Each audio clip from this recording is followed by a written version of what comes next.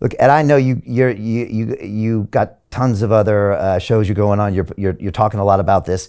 If there's any one last one in here that you want to give us as a little bit of a taste, and also just some final thoughts on the book, people, next steps, awareness, and if people also have been piqued a little bit of interest here, like how they can just continue going with this vibe. Yeah. Well, one more thought would be this, and I want to say this in the most non-corny way that I can. I believe you were born to do something great with your life. And I think maybe you've forgotten. And I'm here to remind you today that you were born to do something great with your life. And greatness doesn't mean you're worth hundreds of millions of dollars, although it can. Greatness means this, that you have a vision, an imagination, and a dream for your life, and your life ends up replicating it. You're successful. You're happy.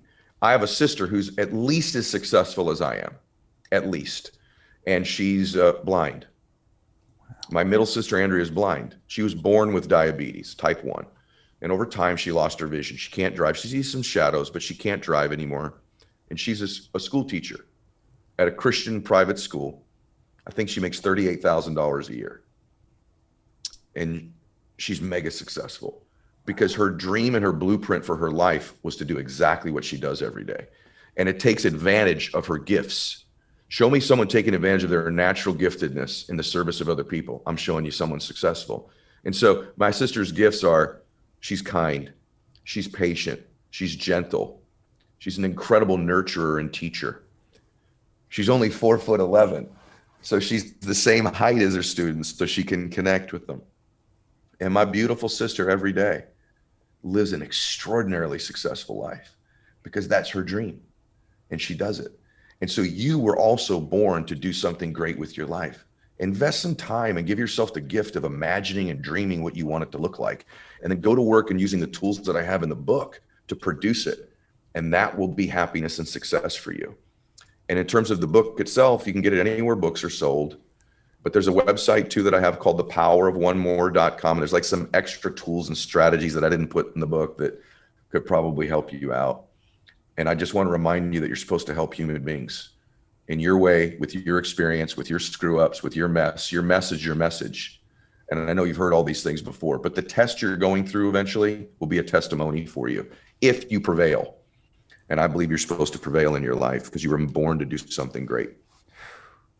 Man, maybe this is your greatest moment at this point, Ed, because again, you put all of these amazing ideas with people that you and I both have had conversations with over the last 10 or 20 years, but you put them through with a bit of an Ed, hardcore, let's take action right now, brother.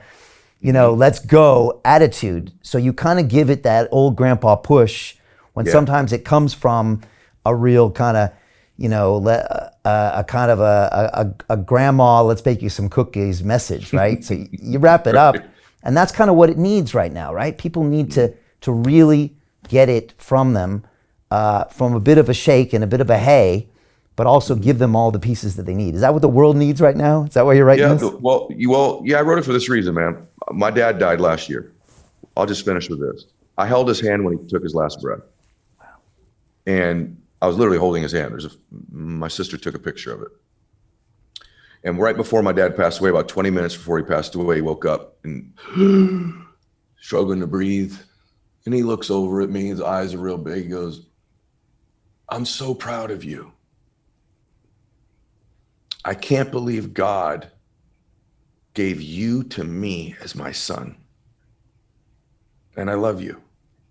It's the last things my dad said to me.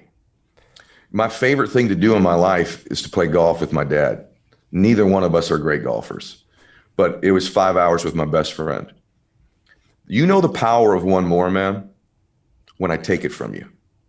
You want to know how powerful having one more is? It's when its absence is no longer available to you. Do you know what I would give for one more round of golf with my dad? Do you know what I would give for one more talk with my dad? If you're listening to this right now, what if I told you only get one more conversation with your children? How much more precious does that one more become? What if I told you only get one more dance with your sweetie pie, with your sweetheart? What if I told you this was the last podcast or your last meeting? What if you started to treat things in your life like you only have one more of them? And all of a sudden, your whole universe will change. How lucky and blessed you are to be alive, how blessed you are to have one more. And the other thing that occurs to you, man, when your father dies in basically your arms, is that you're next. And that's why I wrote the book. I don't know if I have 5 years, 55 years, or 5 minutes left in my life, but I'm going to die also. And so is everybody else listening to this. Napoleon Hill says, begin with your goals with the end in mind. What if you just started to begin with the end of your life in mind and worked your way back? And in those last moments of your life, when you have one more day, one more hour, one more breath, who do you want to have become? What do you want to have given? What memories do you want to have? What do you want to contribute?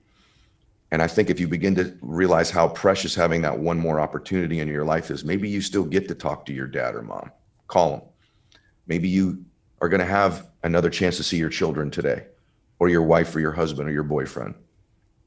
Max it out, because you don't know how many more you have. And in my case, man, I'm really blessed that I don't get to have one more with my dad, and some of you don't either, but I get to honor him with who I become the rest of my life. And so if you've lost someone, honor them with your life and who you become. That's probably my final thought on the one mores.